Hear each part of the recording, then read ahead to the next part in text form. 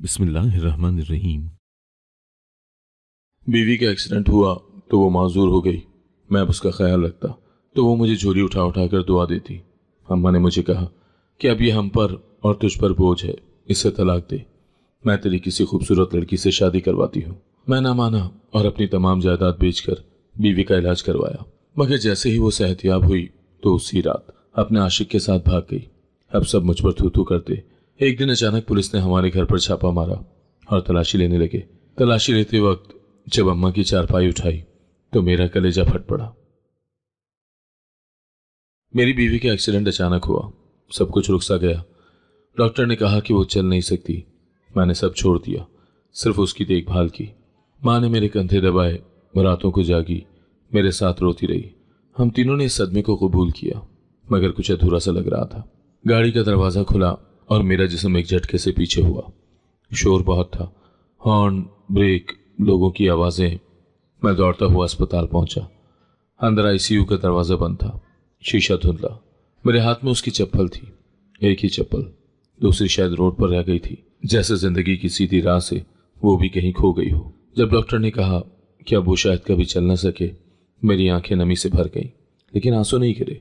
शायद मर्द का दुख छुप जाता है या छुपाने का हुक्म होता है। माँ मेरे साथ थी, उसके चेहरे पर भी वही परेशानी थी जो मेरे दिल में थी। उसने कहा, हम सब कुछ करेंगे बेटा, तू फिक्र न कर। याद है शादी के बाद पहली बार जब वो बीमार हुई थी तो कितना घबरा गया था। टेम्परेचर 103 था और वो कांप रही थी। मैं सारी रात उसके पास बैठा रहा, दबी आवाज में दुआएं पढ़ता रहा।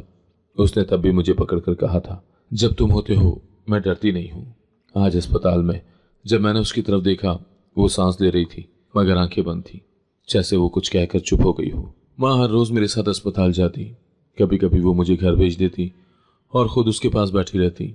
एक दिन मैं वापस आया तो माँ उसके बालों में तेल लगा रही थी। वो उसे बेटी कहकर पुकार रही थी, मेरी बेटी जल्द ठीक हो जा, मेरे बेटे को संभाल, बहुत नाजुक दिल है ये। मैं दरवाजे के पीछे खड़ा सुन रहा था और मेरी आंखों से पहली बार आंसू गिरे थे। लेकिन अजीब बात यह थी कि बीवी की खामोशी बढ़ती जा रही थी, बोलती कम, मुस्कुराती कम, जैसे वो अंदर से किसी और ही जहां की तरफ निकल चुकी हो। मैंने कई बार कोशिश की, उसके साथ बैठा, तस्वीरें दिखाई, पुरानी बातें की, शादी के दिन की बातें की। जब वो लाल जोड़ा पहनकर मेरे सामने आई थी तो मैंने कहा था, मुझे लगा ख्वाब है। वो बस सुनती, हल्की सी मुस्कुराहट देती, लेकिन आंखें वो बिल्कुल खाली लगती। अंदर कहीं ना कहीं मुझे लगता था जैसे कुछ छूट रहा है, जैसे कोई बात छुपाई जा रही है। माँ दिन में बहुत मसरूफ रहने लगी थी, कभी किचन में, कभी सहन में। वो अक्सर बीवी के कमरे से खामोशी से निकलती। मैंने कुछ नहीं पूछा, मुझे अपनी माँ पर शक करने का हक नहीं था। शायद हम जब किसी से बहुत प्यार करते हैं तो देखने की सलाहियत खो बैठते हैं, बस मान लेते हैं कि सब ठीक है, यह ठीक हो जाएगा। लेकिन जिंदगी सिर्फ दुआओं से नहीं चलती, उसमें कभी कभार कोई सच बहुत जालिमाना होता है। मैंने उस वक्त कुछ नहीं जाना था, कुछ नहीं पहचाना। मुझे लगा हम तीनों एक ही दर्द में शरीक हैं। मैंने सिर्फ अपनी बीवी को बचाना चाहा, हर कीमत पर।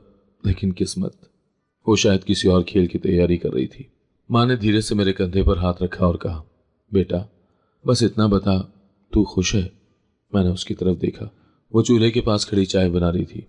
उसके चेहरे पर वही मोहब्बत थी, वही फिक्रमंदी जो हमेशा रही, मगर उस दिन उसके लहजे में कुछ और था, जैसे वो कहना चाह रही हो और लफ्जों को छुपा गई हो। मैंने जवाब नहीं दिया। खामोशी मेरे अंदर एक आदत बन चुकी थी।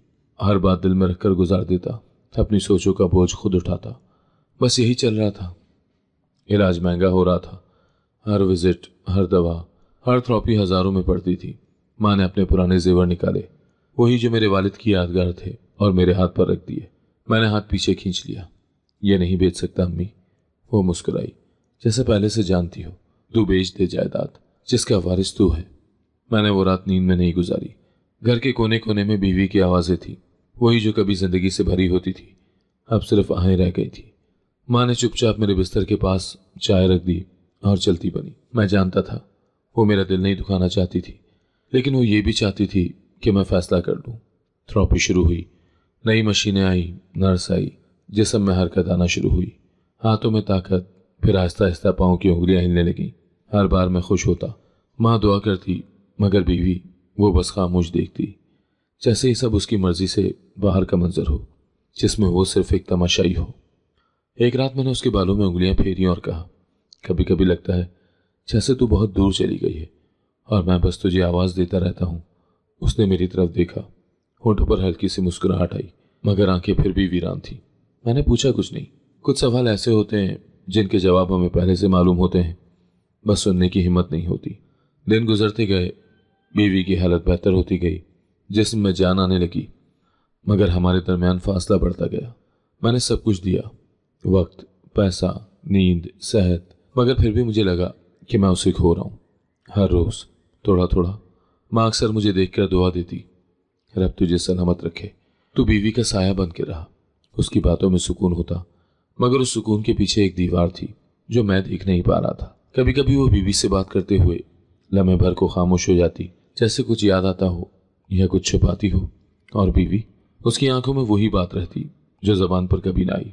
मैंने हर मुमकिन कोशिश की कि उसकी नजरों से वो उलझन, वो खालीपन पढ़ सकूं, मगर नाकाम रहा। जैसे मैं एक किताब पढ़ने की कोशिश कर रहा हूं जिसका हर सफा किसी और जबान में लिखा गया हो। जिंदगी मामूल पर आ रही थी, या शायद हम तीनों ने बस अपने अपने दर्द को रोजमर्रा के कामों में लपेट लिया था। फिर एक दिन ऐसा आया जब मैंने अपने आप से नजरें चुरा ली, क्योंकि जो कुछ मैंने बचाने के लिए सब कुछ लुटा दिया था, शायद वो शय पहले ही मुझसे रुखसत हो चुकी थी। सिर्फ मैं था अपनी उम्मीद की लाठी पर टिका हुआ, और उस उम्मीद के पीछे एक सच छुपा हुआ था जो अभी तक मुझ पर जाहिर नहीं हुआ था। रात के 2 बज रहे थे, कमरे में खामोशी थी, सिर्फ पंखे की मध्यम आवाज और कभी कभार खिड़की से आने वाली हवा का हल्का शोर। मेरी आंख खुली तो आदतन बीवी की तरफ देखा। बिस्तर खाली था, तकिया साफ सुथरा, चादर सलीके से बिछी हुई। मैंने सोचा शायद वॉशरूम गई हो, मगर दरवाजा खुला पड़ा था। वॉशरूम में अंधेरा। अजब सा घबराहट का लम्हा आया। मैंने पूरा घर छान मारा, छोटे सहन से लेकर बावर्ची खाने तक हर कमरा देखा। बीवी कहीं नहीं थी। खुदा ना करे, न वॉकर, न छड़ी, न चप्पल, कुछ भी नहीं। वो ऐसे गायब थी जैसे कभी थी ही नहीं। मेरी सांस अटकने लगी। माँ की चारपाई के पास गया, वो अभी सो रही थी। मैंने हिलाया, वो हड़बड़ा कर उठी। क्या हुआ, खैरियत? मैंने बस इतना कहा। वो नहीं है। माँ की आंखों में एक लम्हे के लिए हैरत उभरी, फिर जैसे वो कुछ समझ गई हो, चीख उठी, भाग गई। ये अल्फाज तीर की तरह मेरे सीने में पैवस्त हो गए। मैं कुछ कहे बगैर दरवाजे की तरफ बढ़ा। गेट खुला हुआ था, बाहर सन्नाटा, गली वीरान, कोई निशानी नहीं। वो जो चल नहीं सकती थी, एक कदम मुश्किल से उठाती थी, वो कैसे अकेले चली गई? मैं सड़कों पर निकला, अंधेरी गलियों में बेमकसद दौड़ता रहा। अस्पताल, क्लिनिक, वो पार्क जहां हम कभी बैठा करते थे, हर जगह गया, कुछ नहीं मिला। फोन निकाला, कॉल की, नंबर बंद, दोबारा किया, फिर बंद। एक सर्द लहर मेरे जिस्म में दौड़ गई। वो जा चुकी थी। घर वापस आया तो अम्मा ने सवालिया नजरों से देखा। मैंने सर हिला दिया। नहीं मिली। माँ ने थके हुए लहजे में कहा, मैं कहती थी औरत की तबीयत में वफा नहीं है बच्चे, तूने सब कुछ कुर्बान किया, उसने तेरा कुछ नहीं सोचा। मैंने माँ की बात नहीं सुनी, बस सोफे पर बैठा छत को घूरता रहा, जैसे वहां कोई जवाब लिखा हो जो मेरी समझ से बाहर था। सुबह होने तक मोहल्ले में बात फैल चुकी थी। दादी माँ दरवाजे पर बैठी बोल रही थी, कल रात तो छोटे वाले ने गेट खोला देखा था, कहीं वो किसी के साथ ना निकली हो। एक औरत ने कान में सरगोशी की, सुना है इलाज के दौरान अस्पताल में किसी से दोस्ती हो गई थी और सबने उसे सच मान लिया। क्यों ना मानते, मैंने खुद उस पर इतना यकीन किया, सब कुछ वार दिया, और अब वो चुपचाप चली गई। पुलिस में रिपोर्ट दर्ज करवाई। अफसर ने जैसे पहले से तैयार सवालात रखे थे। शक है किसी पर, लड़ाई हुई थी, किसी का नंबर, मैसेज। मेरे पास कुछ भी ना था, बस एक गायब चेहरा और कुछ धुंधले लम्हे जिन्हें जोड़ने की कोशिश कर रहा था। माँ हर आने जाने वाले को कहती, हमने तो उसे अपनी बेटी बनाया, सब सहूलतें दी, मेरे बेटे ने जमीन बेच दी उसके लिए, और वो नाकदरी कर गई। इन बातों के दौरान वो कभी मेरी तरफ देखती नहीं थी, जैसे वो जानती हूँ कि मैं इस पर क्या सोच रहा हूँ, या शायद वो भी अंदर ही अंदर कुछ छुपा रही हूँ। मेरी रातें लंबी हो गई, दिन जैसे वक्त को खींच कर चलाते। मैं उसकी वापसी का इंतजार करता, मगर साथ ये भी सोचता कि अगर वो लौट भी आई तो क्या मैं वही रहूंगा? क्या एतमाद वैसा होगा? क्या जो कुछ लुटा है वो वापस आ सकेगा? मेरे दिल ने ये बात मानने से इनकार कर दिया। अगर वो अपनी मर्जी से जाती तो कम से कम कुछ कहकर, कुछ छोड़कर जाती, कोई लफ्ज, कोई इशारा, कोई निशान। लेकिन वो तो खामोशी से गायब हो गई थी, जैसे हवा में तहलील हो गई हो। ना उसका फोन, ना कोई पैगाम, बस एक तस्वीर, एक अधूरा जुमला। रात को मैं बीवी के कमरे में गया, हर चीज वैसी ही थी जैसी उसने छोड़ी थी। अलमारी खोली, उसकी खुशबू अब भी कपड़ों में बसी थी। उसका दुपट्टा मेरे हाथों में आया, मैंने आंखों से लगा लिया। याद आया, शादी के कुछ दिन बाद वो मुझसे कहती थी, कभी मैं ना रहूं तो मेरे कपड़े संभाल कर रखना, इनमें मेरी सांसें रहेंगी। मैंने तब हंसकर कहा था, ऐसी बातें ना किया करो। और आज वही कपड़े मेरी सांसें खींच रहे थे। वक्त जैसे रुक गया था, हर लम्हा सुस्त, हर दिन बोझल। मोहल्ले में चमगोइयाँ जारी थी। कुछ कहते इश्क था किसी से, मौका मिलते ही चली गई। कुछ कहते ऐसा कुछ ना होता अगर माँ पहले दिन से ठीक सलूक करती। और कुछ लोग सिर्फ तमाशा देखते, हमदर्दी के लिबादे में जहर घोलते। लेकिन मैं इन सबसे दूर बस अपने अंदर की खामोशी से लड़ रहा था। माँ ने अब घर के कामकाज खुद संभाल लिए थे। किचन, सफाई, नाश्ता, सब कुछ चुपचाप करती। कभी कभी मुझसे कहती, कुछ खा ले, खुद को खत्म न कर देना। मैं उसकी बात मानने की कोशिश करता, मगर निवाला गले से नहीं उतरता। कुछ खाने में जायका न रहा, कुछ सुनने में सुकून न रहा। सिर्फ उसकी कमी हर जगह महसूस होती। एक दिन मैंने माँ को बीवी के कमरे में देखा। वो उसकी चीजें तरतीब दे रही थी, कपड़े तय करके अलमारी में रख रही थी। मैं खामोशी से दरवाजे पर खड़ा रहा। उसकी हरकत में सुकून था, जैसे वो किसी बोझ से निजात पाकर अब सब कुछ समेटने जा रही हो। एक लम्हे के लिए वो रुकी, किसी तस्वीर को देखा, फिर आहिस्ता से उसे पलट दिया। मुझे लगा जैसे वो कुछ याद करके मिटा देना चाहती हो। मैं पीछे हट गया, कमरे में नहीं गया। उस लम्हे के एहसास ने मुझे जकड़ लिया। कुछ तो है जो नजर नहीं आ रहा, कुछ ऐसा जो कहा नहीं गया। बीवी की गुमशुदगी, माँ का सुकून, मोहल्ले की बातें, सब कुछ किसी न किसी धुन में लिपटा हुआ महसूस होने लगा, जैसे हर मंजर के पीछे एक मंजर छुपा हो। मैंने कई बार बीवी का नंबर डायल किया, हर बार एक ही जवाब, ये नंबर बंद है, यह सर्विस एरिया में नहीं है। मैं बैठकर सोचता, क्या वाकई वो चली गई? अगर गई तो किसके साथ, कहाँ और क्यों? मगर हर सवाल एक और सवाल खोलता। जवाब कभी नहीं आता। रात को कभी नींद आती, कभी नहीं। ख्वाबों में उसकी झलक दिखती, कभी वो मुझे बुलाती, कभी रूठ कर दूर चली जाती। एक ख्वाब में वो मेरे सामने खड़ी थी, आंखों में आंखें डालकर कह रही थी, तुमने कुछ नहीं देखा? कुछ भी नहीं। मैं चीख कर उठता, पसीने में भीगा हुआ, दिल तेज धड़कता।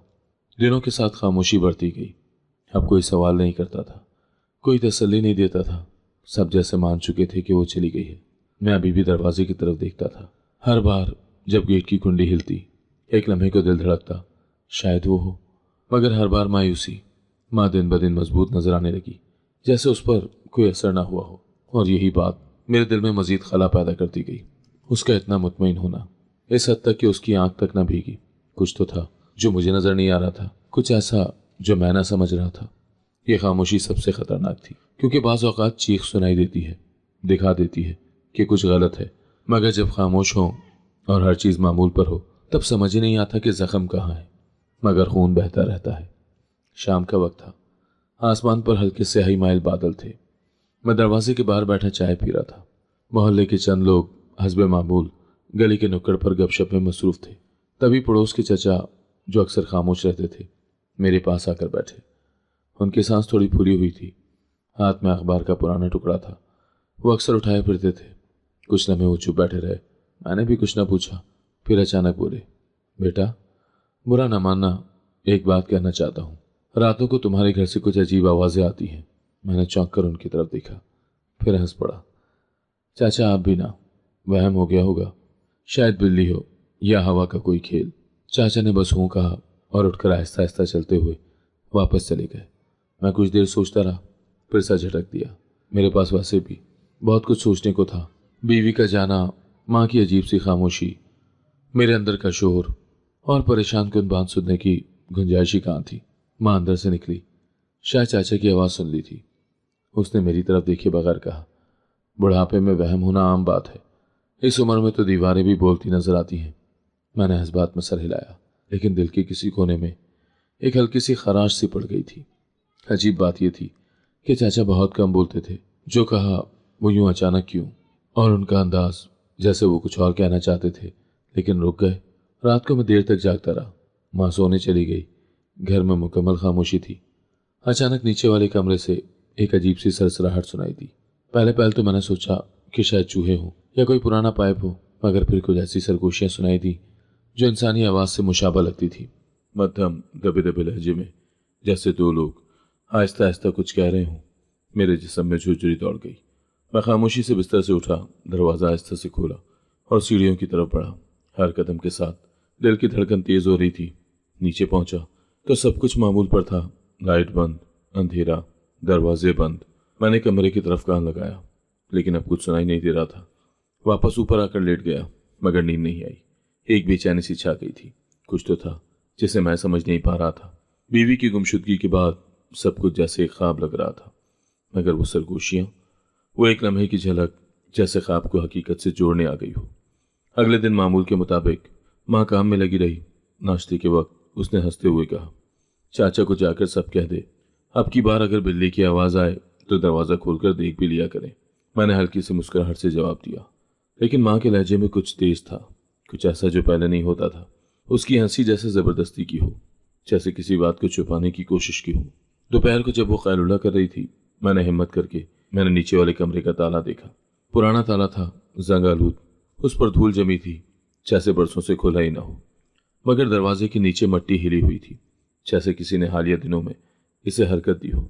मैंने झुककर दरवाजे के नीचे से देखने की कोशिश की, मगर अंधेरा था। बस एक सीलन की बू और एक अजीब सा घुटन का एहसास। मेरी सांस रुक सी गई। मैं वापस ऊपर आया। दिल ने कहा, पूछ माँ से, मगर अकल ने कहा, अभी नहीं। अगली रात फिर वही आवाज़ें आईं।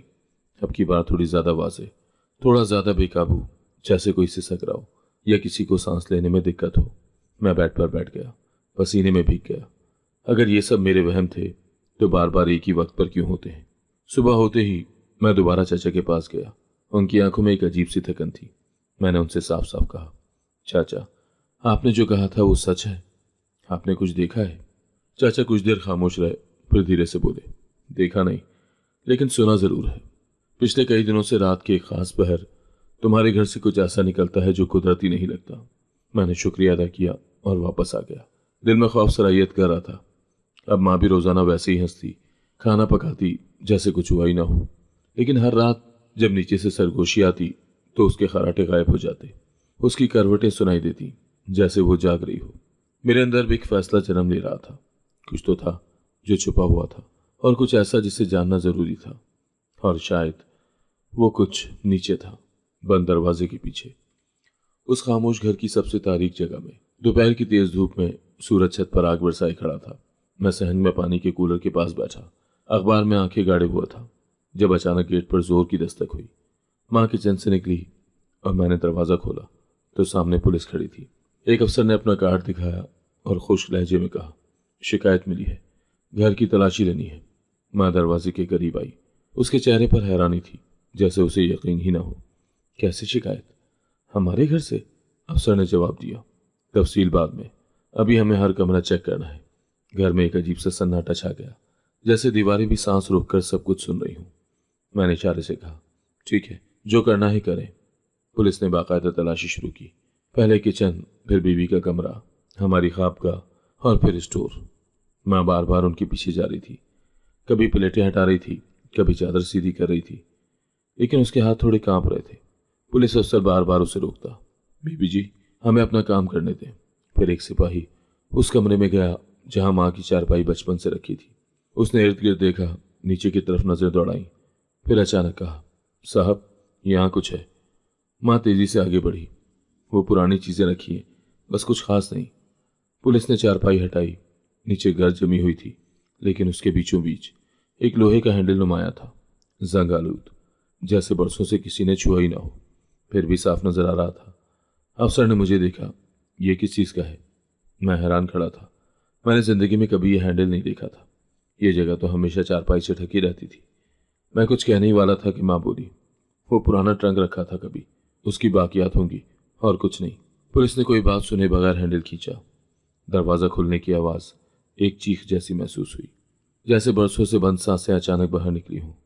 सीढ़ियां नीचे जा रही थी, लकड़ी की पुरानी, जिन पर कदम रखते ही चरचराहट उभरी। मैं, पुलिस और दो सिपाही आहिस्ता आहिस्ता नीचे उतरे। हर कदम के साथ एक नमी की बू और सन्नाटा मजीद गहरा होता गया।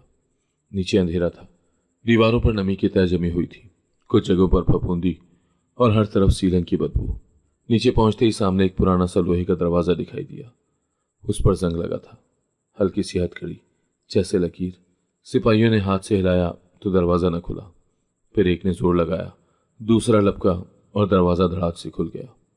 अंदर की फिजा रुकी हुई थी, जैसे वक्त यहाँ थम गया हो। रोशनी कम थी, सिर्फ एक बल्ब लटक रहा था, हल्का हल्का झूलता और बुझता रहा। कमरे के बीचों बीच फर्श पर एक जिस्म पड़ा था। वो मेरी बीवी थी, बेसुध, खामोश, गर्द में लिपटी, जैसे कोई पुरानी तस्वीर हो जो सालों से अलमारी के कोने में रखी हो। मैं बेख्तियार उसके पास दौड़ कर गया। उसका जिस्म सख्त था, जैसे सर्दी में जकड़ गया हो, लेकिन उसकी सांसें जारी थी, बहुत मध्यम, टूटती हुई। उसकी कलाइयाँ सुर्ख थी, जैसे किसी ने बांध कर रखा हो, और पाँव की एड़ियाँ जख्मी। उसके होंठ खुश्क, चेहरा जर्द और आंखों के नीचे नीलाहट। मैंने उसे आवाज़ दी, सुन रही हो? मैं आ गया हूँ, तुम अब महफूज हो। उसने आंखें खोलने की कोशिश की, लेकिन पलकें बस लर्जी और फिर थम गई। पुलिस अफसर ने एक लम्हे के लिए कमरे का जायजा लिया, फिर कहा, यह संगीन गफलत है, इसे फौरन अस्पताल ले जाना होगा। माँ नीचे आई तो उसके कदम रुक गए। वो दीवार के साथ लगकर खड़ी हो गई, जैसे उस मंजर से नजरें चुराना चाहती हो, या शायद अंदर ही अंदर उसका सामना करने की हिम्मत जमा कर रही हो। उसका चेहरा सपाट था, जज्बात से खाली। पुलिस ने मुझे रोका और एम्बुलेंस को कॉल किया। चंद ही लम्हों में वो लोग पहुंच गए और मेरी बीवी को स्ट्रेचर पर ले जाया गया।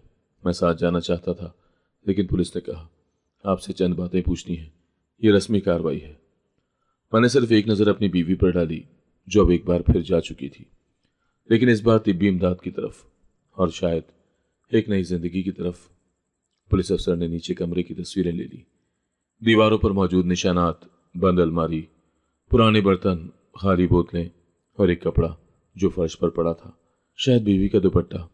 हर चीज जैसे कोई दर्दनाक कहानी सुना रही थी, लेकिन लफ्जों के बगैर। माँ चुप खड़ी रही, किसी सवाल का जवाब नहीं दिया, किसी नजरिए से नजरें नहीं मिलाई। जब पुलिस ने कहा, आपको थाने आना होगा रस्मी तफ्तीश के लिए, तो उसने बस सर हिलाया। घर अब वीरान लगने लगा था। वो कमरा जहां माँ सोती थी, उसकी चारपाई, नीचे का राज और सारी खामोशी, जैसे अब हर चीज बदल गई हो। वो माँ जो रातों को जागकर मेरे लिए पानी रखती थी, जो मेरे दुख पर रोती थी, वही अब एक बड़े सवाल के नीचे दब चुकी थी। थाने में बयान देते वक्त मैं अंदर ही अंदर बिखरता रहा। मैंने बताया कि बीवी लापता हुई थी। पुलिस को रिपोर्ट दर्ज करवाई। माँ ने कहा था कि वो खुद लौट आएगी, लेकिन आज पता चला वो किसी और की नहीं, मेरे अपने घर के नीचे थी, मेरे कदमों तले, जहां रोज मैं गुजरता रहा। वो मदद की आस में पड़ी रही। पुलिस ने कहा, यह कोई आम कैद नहीं लगती, बहुत कुछ सोच समझ कर किया गया है, हमें मुकम्मल तफ्तीश करनी होगी। शाम को जब अस्पताल गया, वो होश में आ चुकी थी। मुझे देखते ही उसकी आंखों में एक ऐसी थकन उभरी जो लफ्जों में बयान नहीं हो सकती। मैं उसके पास बैठा, उसका हाथ थामा और कहा, बस अब सब ठीक हो जाएगा, तुम फिर कभी अकेली नहीं होगी। उसने आहिस्ते से सर हिलाया। लबों पर हल्की सी कपकपाहट थी, जैसे कुछ कहना चाहती हो, लेकिन जिस्म साथ ना दे रहा हो। डॉक्टर ने बताया, जिस्मानी कमजोरी बहुत ज्यादा है, लेकिन हौसला हैरानकुन है। अगर आप वक्त पर ना पहुंचते तो बात बहुत आगे जा सकती थी। उस जुमले ने मेरे अंदर कुछ तोड़ दिया। वक्त पर पहुंचना, लेकिन मैं तो बरसों से उसी घर में था, रोज उस कमरे के ऊपर सोता था, फिर भी कुछ न देख सका, कुछ न सुन सका। माँ पुलिस की निगरानी में थी, लेकिन चुप थी, जैसे उसे किसी बात का पछतावा ना हो। ये शायद हो, लेकिन उसने अंदर कहीं दफन कर दिया हो। अब सिर्फ कानून फैसला करेगा कि वो अमल क्या था, क्यों हुआ और किस नीयत से। मगर मेरे लिए ये सब सवाल नहीं थे। मेरे लिए सच सिर्फ इतना था कि वो जिंदा है और ये जिंदगी अब मेरी पूरी कोशिश का मरकज बनने वाली थी। तहखाना बंद हो चुका था, लेकिन उसका साया अब मेरे वजूद से लिपट गया था। हर रात जब आंख बंद करता तो मुझे वो जंगालू दरवाजा दिखाई देता, और उसके पीछे एक खामोश चीख जो मैं बरसों तक सुन न सका। पुलिस ने जैसे ही माँ से सवालात शुरू किए, उसकी आवाज़ ऊंची हो गई। वो चीखने लगी, हाथों से अपना सर थाम लिया। मैंने कुछ नहीं किया, मेरे रब की कसम, मैंने उसे नुकसान नहीं पहुंचाया। उसके अल्फाज दीवारों से टकरा रहे थे, लेकिन उनमें सच्चाई कहीं दिखाई नहीं देती थी। पुलिस वाले सर्द लहजे में नोटिस ले रहे थे, और माँ का चेहरा लम्हा ब लम्हा बदलता जा रहा था। माँ की आंखों में जो कुछ था वो मैं बरसों से पहचानता आया था, मोहब्बत, फिक्र, ममता। लेकिन अब वहाँ एक और रंग था, दिफा, खुद को बचाने की कोशिश। वो खामोशी से सब सुन रही थी, लेकिन हर सवाल पर वो अपने ही जज्बात में उलझ जाती, जैसे जवाब उसे भी याद न हो, या वो जानबूझकर खुद से भूलना चाहती हो। बेबी अस्पताल में थी। डॉक्टरों के मुताबिक वो काफ़ी दिनों से शदीद तकलीफ में थी।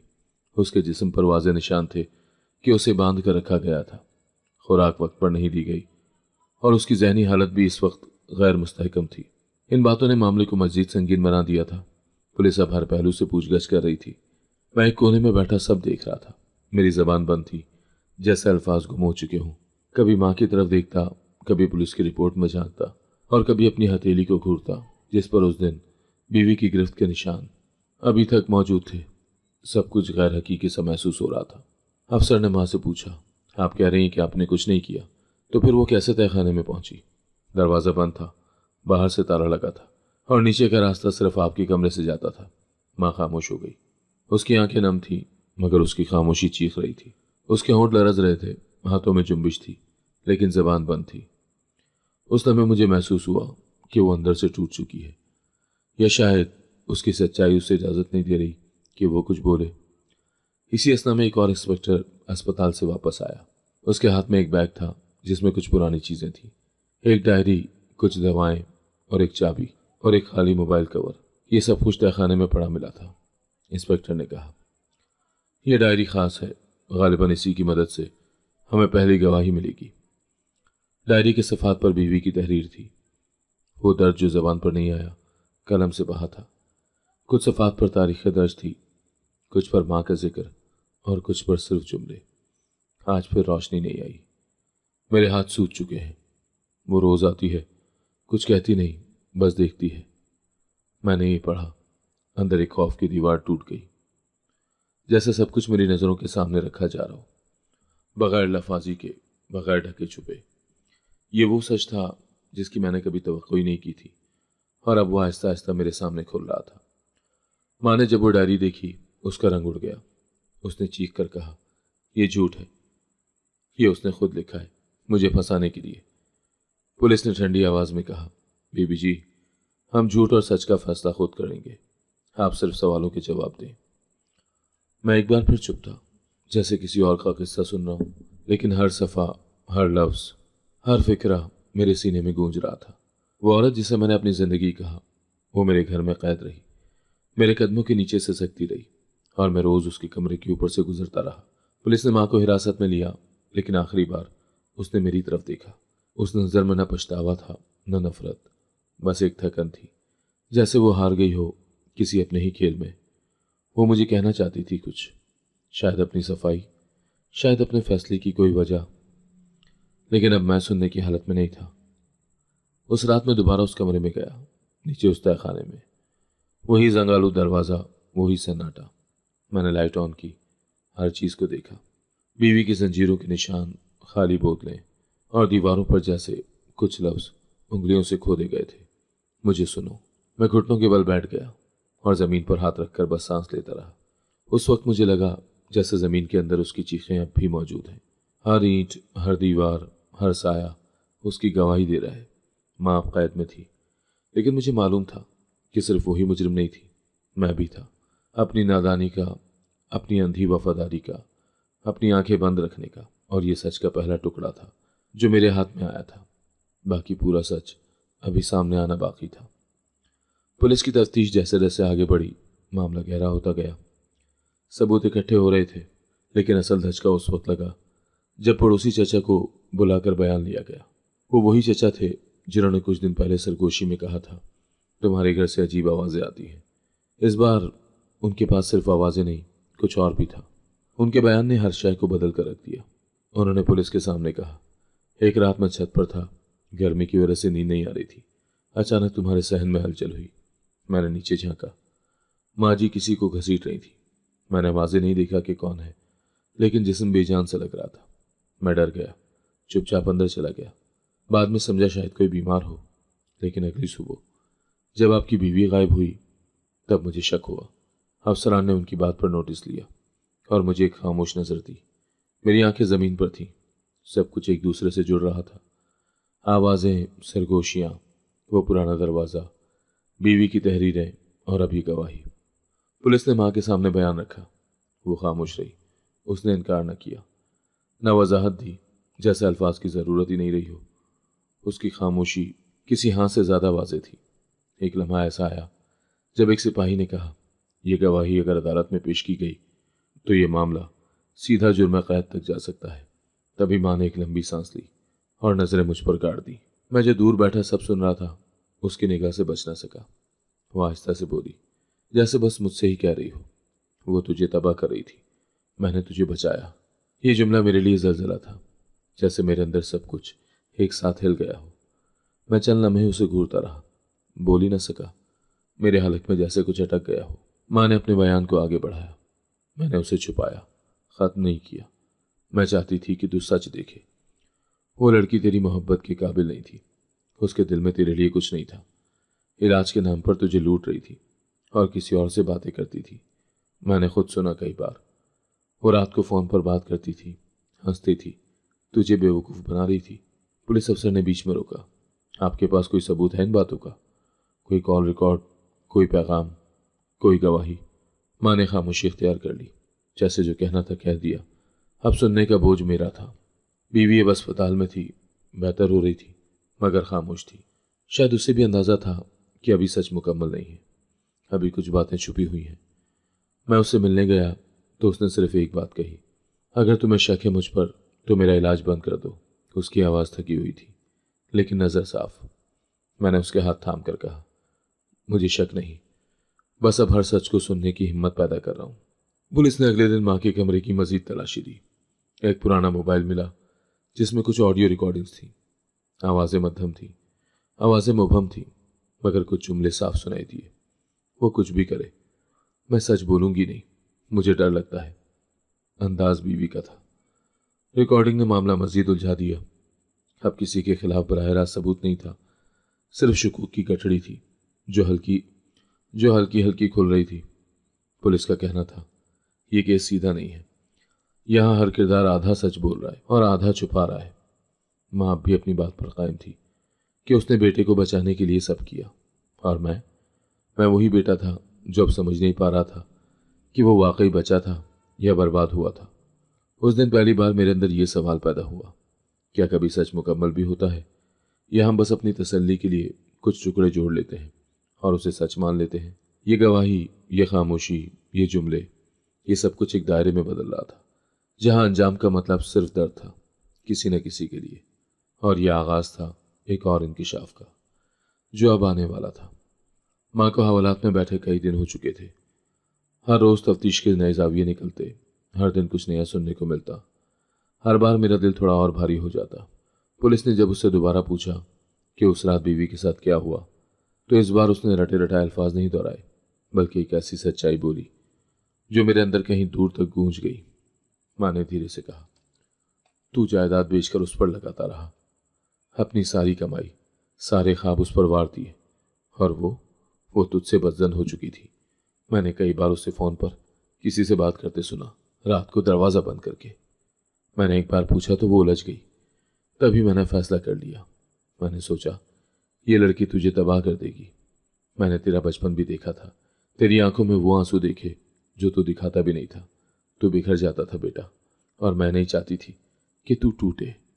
मेरा दिल किया कि चीख पड़ूं, जमीन पर मुक्के मारूं, दीवारों को हिला दूं, मगर आवाज ना निकली। सिर्फ सांस तेज चलने लगी, जैसे जिस्म में तूफान भर गया हो। लेकिन बाहर कुछ भी जाहिर ना हो पाया। मैं उसे देख रहा था, वही औरत जिसने मुझे पाल पोस कर बड़ा किया, मेरे लिए रातों को जागी, मुझे लोरी सुनाई, सर्दियों में लिहाफ मेरे ऊपर डाला और गर्मियों में पंखा झलकर नींद दी। वही औरत आज मेरे सामने ये सब कह रही थी। पुलिस ने उससे पूछा, तो फिर आपने इसे नीचे क्यों रखा? पुलिस को इत्तला क्यों ना दी? बेटे से बात क्यों ना की? माँ ने नजरें नीचे रखते हुए कहा, क्योंकि मुझे लगा अगर मैं कुछ न करती तो ये सब कुछ खुद से तबाह हो जाता। मैंने कुछ दिन का इरादा किया था, बस उसे तन्हा रखने का, कि शायद इसे समझ आ जाए, शायद वो शर्मिंदा हो। लेकिन वक्त के साथ सब बिगड़ता गया। मेरी आंखों के सामने फ्लैशबैक की तरह वो सब मंजर चलने लगे।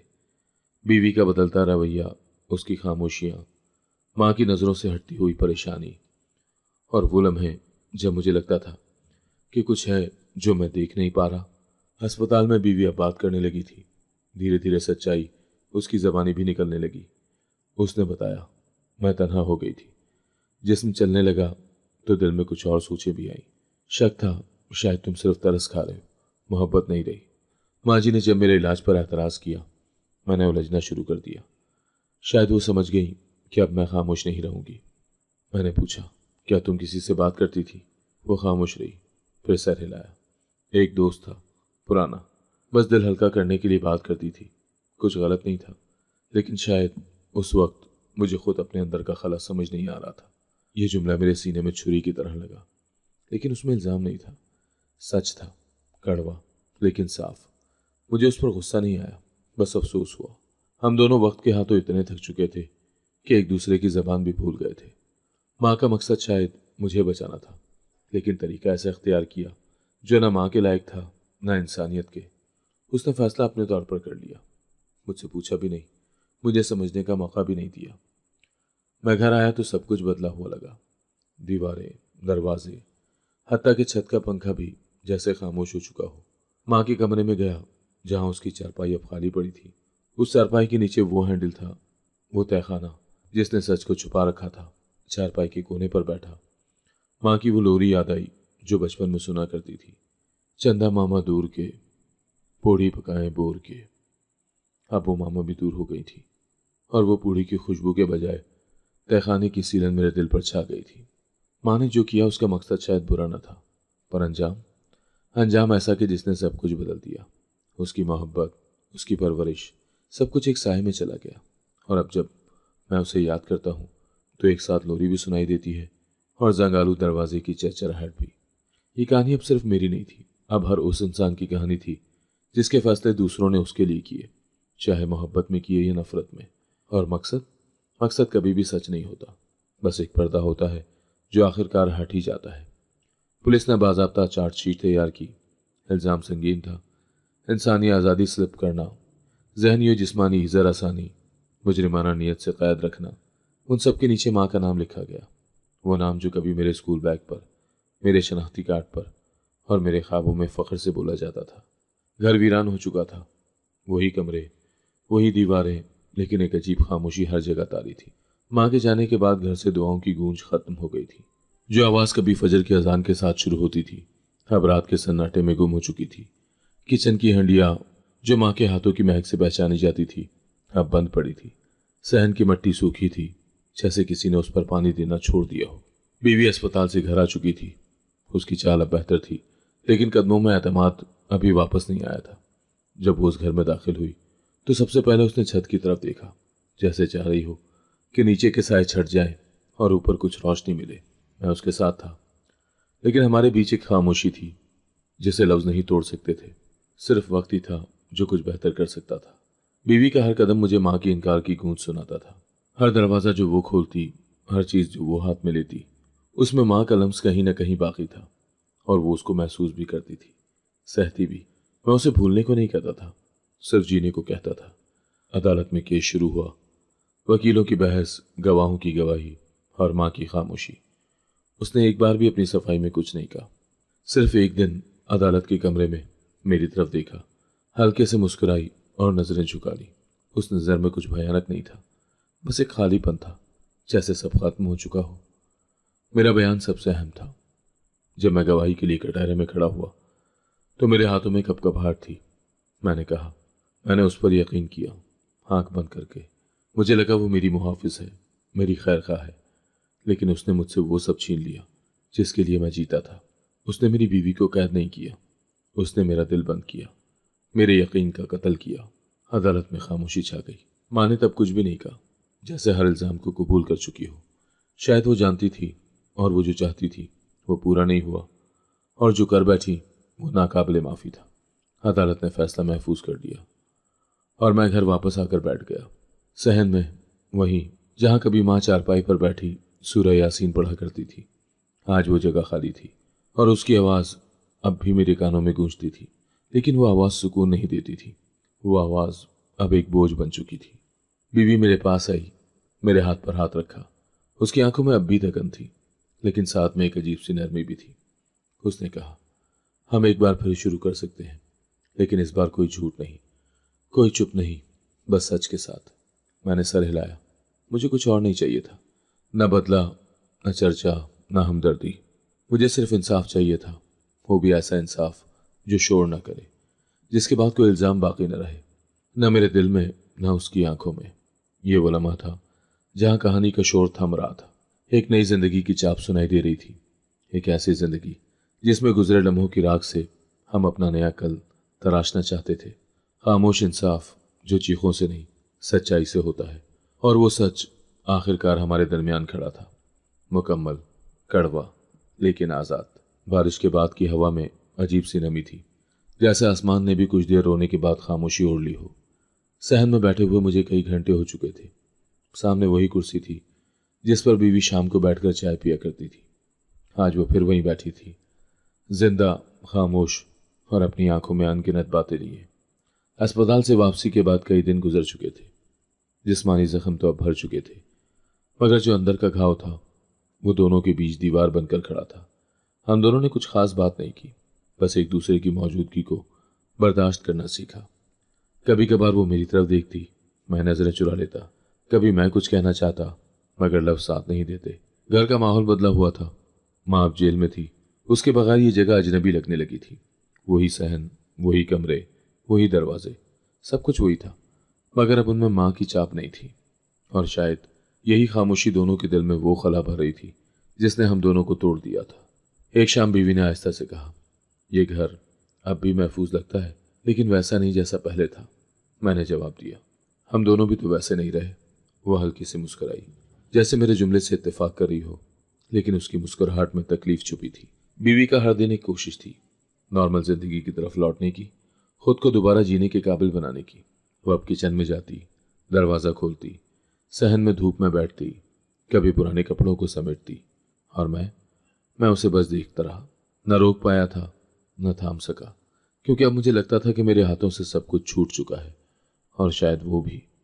फिर एक दिन उसने कहा, क्या हम शुरू कर सकते हैं? बिल्कुल नए सिरे से। यह जुमला सीधा मेरे सीने में जा बैठा। वो औरत जिसे एक माँ ने जमीन के नीचे छुपाने की कोशिश की, आज खुद जमीन से निकलकर मुझे नया रास्ता दे रही थी। मैंने आहिस्ता से कहा, शुरू तो हम कब का कर चुके हैं, बस मानने की देर है। हम दोनों ने एक दिन माँ की पुरानी अलमारी खोली। उसके कपड़े, तस्बीह, पुराने खत, कुछ जेवर और एक डायरी। उस डायरी में उसने मेरे बचपन की एक एक याद लिख रखी थी। जब मैं बीमार होता था, जब मैं पहली बार स्कूल गया, जब मैं रोकर माँ की गोद में छुप गया था। बीवी ने वो डायरी पढ़ते हुए एक जुमला कहा, यह औरत तुझसे प्यार करती थी, बस उस प्यार को काबू में रखना नहीं जानती थी। मैं खामोश रहा, क्योंकि बीवी ने वो बात कही थी जिसे मैं खुद भी कहने से डरता था। माँ की कैद, उसका जुर्म, उसका अंजाम, सब कुछ अदालती सतह पर चल रहा था, लेकिन मेरे लिए वो सब सानवी हो चुका था। मेरे लिए असल अदालत मेरा घर था, मेरी बीवी थी और हमारी खामोशी। हमने फैसला किया कि कुछ महीने के लिए शहर छोड़ देंगे। एक नया माहौल, नई फिजा, शायद कुछ मरम्मत करे। वो मान गई और हम दोनों ने पुरानी चीज़ें पैक करना शुरू की। मैंने बीवी का वो दुपट्टा अलग रखा जो तहखाने में मिला था। वो अब मेरे लिए कोई डरावनी चीज़ नहीं, बल्कि एक निशानी थी, उस औरत की जो हार न मानी। जाने से पहले हमने माँ की चारपाई निकाली और उसे सहन के बीचों बीच रखा। बीवी ने उस पर एक सफ़ेद चादर डाली और उस पर एक छोटा सा गुलदस्ता रखा। न वो रस्म थी, न इबादत, बस एक एतराफ़ था कि जो हुआ वो ख़त्म नहीं होता, लेकिन उसका बोझ कम ज़रूर किया जा सकता है। शाम को मैंने आखिरी बार बीवी से पूछा, क्या हम वाकई आगे बढ़ सकेंगे? उसने हाथ थाम कर कहा, आगे बढ़ने के लिए पिछला सब कुछ मिटाना ज़रूरी नहीं होता। कुछ जख्मों के साथ भी जिया जा सकता है, बस वो जख्म बासी ना हो। अब हम रवाना हो चुके हैं, एक नए शहर, नए घर, नई दीवारों की तरफ। लेकिन मेरे साथ एक बीवी है जो सिर्फ मेरी मोहब्बत नहीं, मेरी गवाह भी है कि मैंने सब कुछ किया और फिर भी कुछ खोया। मगर ये खोना अब जीत में बदल सकता है, अगर हम दोनों साथ चलते रहें, खामोशी में भी, सच्चाई में भी। ये कहानी मेरी नहीं रही, ये हर उस मर्द की है जिसने खुद को बेआवाज समझा। अब मैं लिख रहा हूं ताकि वो जाने, अगर तुम सच पर हो तो हारने के बाद भी जीत मुमकिन है। बस थोड़ा सा वक्त लगता है, और एक औरत जो वापस आ जाए, चाहे कितनी ही देर हो चुकी हो। अगर आपको आज की कहानी पसंद आई है तो वीडियो को जरूर लाइक कीजिएगा और अपने दोस्तों के साथ भी शेयर कीजिएगा। और हाँ, अगर आपने अभी तक हमारा चैनल सब्सक्राइब नहीं किया तो जरूर सब्सक्राइब करें।